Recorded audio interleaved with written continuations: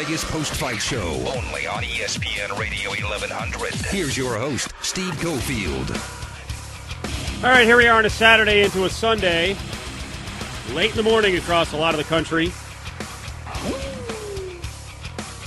We are streaming up on ESPN1100.com, also on Yahoo Sports tonight. We'll open the phones a little later. Busy fight night, and if you didn't know, well, now you do. We're doing post-fight shows after just about every UFC card. That includes the fight nights as we expand our coverage on the Jewelers of Las Vegas post-fight show. It is 11:32 here locally in Las Vegas. We're at the Lotus Studios. A ton of action to break down. We had a couple of boxing matches tonight. No shocker. Miguel Cotto, Kelly Pavlik, both winners. UFC 95, you had 10 fights on the card. Here in the States, we got to see 9 of the 10 fights. It was a damn good card, and we'll break it all down. We've got a boatload of guests tonight from all over the world. Marshall Zelaznik, who runs the UFC operations in the UK, is going to join us a little later. Neil Davidson from the Canadian Press, who was in London for UFC 95, is going to join us. Kevin Ioli from Yahoo Sports will be on board from New York, breaking down the boxing. And we got a couple of the fighters from London as well, Damian Maia and Dan Hardy expected to join us. But there's a lot of action to break down and a lot of different angles, topics, stories to look at from this UFC 95 card. And Ariel Helwani joins us, as he's going to be doing on a regular basis, blogger extraordinaire, in New York at like 2:30 in the morning. You're insane. What are you doing? Good morning to you, Steve. How are you? I'm excited. This is the first time I ever get to watch the Strikeforce show on NBC this late tonight, so this is big for me. This is a big night for me all around. Excellent. What else are you going to watch? Infomercials? Yeah, well, leading up to it, I get to see what's the lead-in show for that, and just get to see what life is like at this hour in New York. It's not every day that I get to stay up this late, so I'm very excited. I'm very excited. I lived in New York for a little while, and I pretty much stayed up at this time of night every night, and I wound up buying a lot of Snuggies and anything Billy Mays sold me. So the freaks do come out at night in New York, so I guess I feel at home on this night. All right, overall impressions. First of all, this UFC 95 card got trashed. It turned out pretty well. We'll get your impressions here in a second. I'll give you the winners tonight. If you're on the West Coast, well, the feed is just ending on Spike TV, which I'm guessing you're not watching if you're listening to us. But Joe Stevenson winds up losing to Diego Sanchez. That was one of the results of the night. Some of the other fights, some of the highlight fights include Damian Maia with another win against Chael Sonnen. You also had Nate Marquardt come up a winner against Wilson Gouveia. That turned out to be a stoppage in the third round. Maia had a submission in the first round. Also, Dan Hardy, the Brit, he wins, gets a knockout very early in the fight in the first. And the shocker of the card, at least on the main card, was a knockout of Josh Koscheck by something called Paulo Thiago. So what was your overall view on this card that was so blistered for the last couple of weeks on the net? I thought it was an amazing card. I mean, you and I seem to be two of the only, I guess, analysts out there that was actually excited for this card. It's funny that you mentioned the word knockout. Paulo Thiago over Josh Koscheck. The only kind of, lingering ill feeling that I have, now that I've been able to digest the card for the last few hours here is that I just felt that a lot of early stoppages. And I know that, once the UFC kind of ventures out of Las Vegas and some of the other cities that they frequent more often, that this happens often. We saw it happen at the end of the year for the Fight for the Troops card and all that, and just seeing referees kind of call fights inconsistently always puts a damper on things. Later in the fight, later in the card, you saw guys, the refs stopped the fights a little late. So, and then at the beginning, it was very early. So that was the only bad thing. But other than that, when you get nine fights in 3 hours, you can't complain.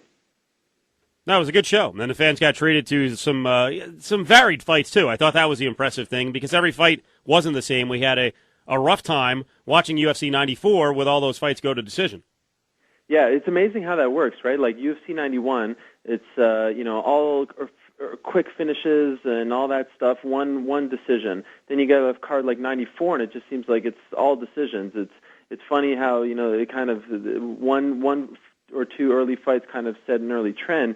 But maybe you look back at that speech that Dana White gave to the fighters that we got to see on the video blog.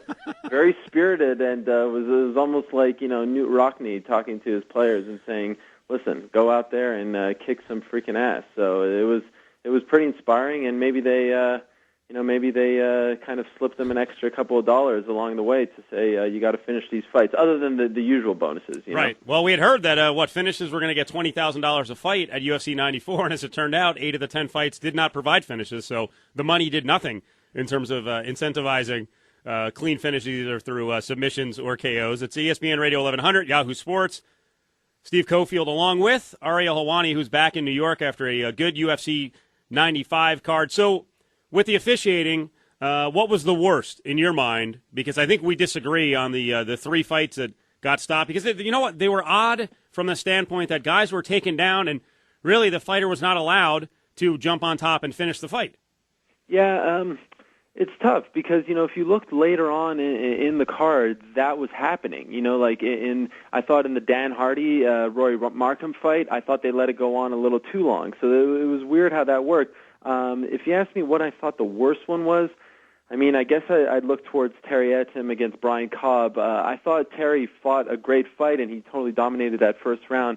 But, I think Cobb could have fought a little more. Also, the Struve fight, I think he could have fought a little more. But really, you got to give the thing that I will let those fights go is because those were, guys who are inexperienced, first time in the octagon.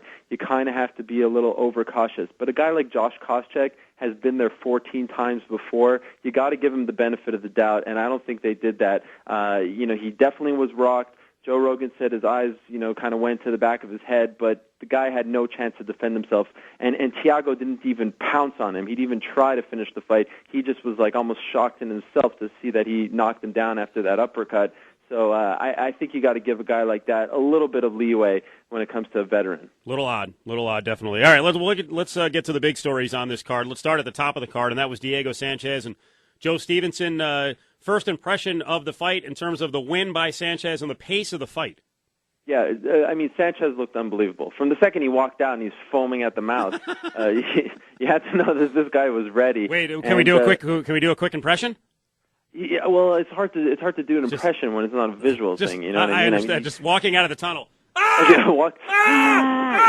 Just yelling. Like, what are you doing? Man, that guy is insane. And then he's able to come down to this other inner peace right before the bell rings, and he's almost meditating in there. It's really amazing to watch him fight. Yeah. And they touched on it very well. I thought Mike Goldberg and Joe Rogan did a great job tonight, and they touched on it that this was a boxing match against a mixed martial arts, a boxing fighter against a mixed martial arts fighter. And it's weird to call Stevenson a boxer, but he was doing nothing other than punching. He was jabbing. He was moving around, but he was not kicking. He was not going for takedowns. I couldn't understand what Joe Stevenson was doing.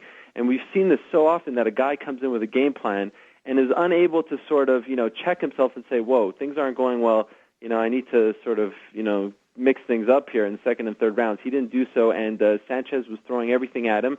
And at the end of the day, to me, that was 10-9 all 3 rounds. He completely dominated him and is really ready to face top-tier talent at 155 now. All right, I thought that Stevenson could have grabbed the final round, and I'm guessing that's what the one judge gave Joe Stevenson. I don't think it was as lopsided as you do. I did think Sanchez did a nicer job of mixing things up. I think what he did was he just did so many more things to impress the judges. I don't know that he landed that many more shots. Some of those uppercuts were nice uppercuts. I thought he looked good. I didn't think he was super dominant. From my standpoint, this was one of those nights, and we'll get into some of the other fights. Boy, you talk about flawed fight plans. I don't get why Joe Stevenson, who, his bread and butter is on the ground, using submissions, trying to overpower guys by getting guys down, why he didn't even mix it up. Even if you're not going to go to the ground, at least give the threat so that Sanchez can't just walk in, because essentially Sanchez is like, all right, here we go. I'm going to throw a jab, I'm going to follow it with an uppercut, and then I'm going to do a knee. Can you grab the knee one time? Can you once try to change levels? That's what I didn't understand tonight about the plan of Joe Stevenson. I'll tell you, I wrote it on the the blog story a little while ago that I really think Diego Sanchez kind of screwed with Stevenson during the pre-fight with some of the talk when he ripped on his boxing. Well, and you have to wonder, Sanchez is used to fighting at 170. They said that obviously he cut an enormous amount of weight. He went from 190 to 155, then comes into this fight at 170.